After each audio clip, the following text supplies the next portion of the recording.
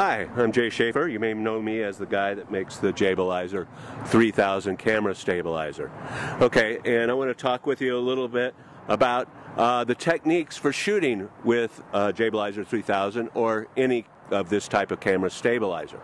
First thing to keep in mind is that you only want to use a camera stabilizer in certain situations. 90% of the time you want to be shooting with your camera on a tripod or some other kind of steady mount, whether it be a dolly or a crane or anything like that. And then the other amount of the time you probably want to shoot handheld. And the reason that you want to shoot handheld over using a camera stabilizer is that when you're using a camera stabilizer, unless you have remote control focus or remote control zoom, is that you're not touching the camera so that you don't actually have any control over pan or zoom while you're shooting. Okay, so if you want to catch fast action and with lots of zooming and that sort of thing, is you probably actually want to go ahead and just shoot handheld or shoot on a tripod. Now that said, there are a lot of shots that you can do with a stabilizer that you can't do with a handheld camera or a camera on sticks, or you won't have time to get, let's say, a camera dolly and rails to run it on. Okay, and for those kind of shots, it's a very good solution.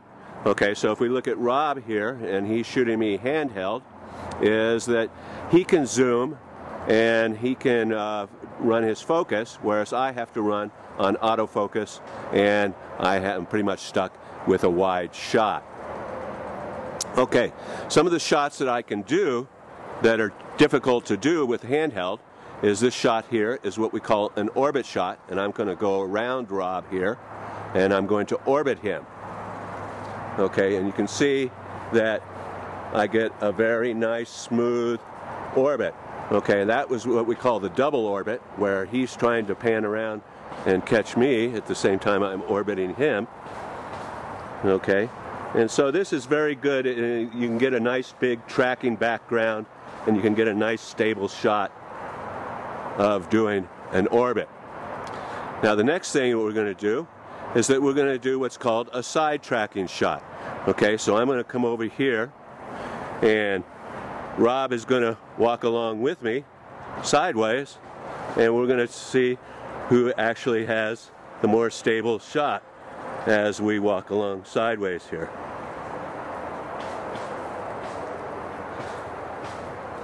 Okay, so that was a nice side tracking shot. And this is a very good, for example, I'll go ahead and I'll shoot down along this fence line and I'll show you how we can get a nice smooth level shot of going along with this the fence line here.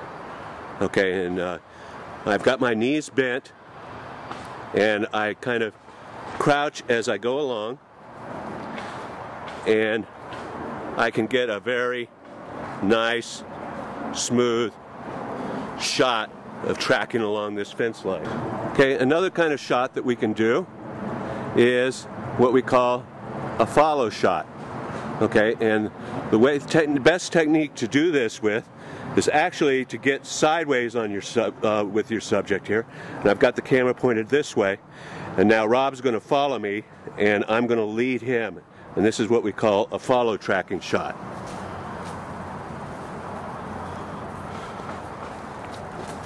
Okay, and then of course the other way around is if Rob was going this way and he's backing up, and you can see he's not aware that he's about to tip over.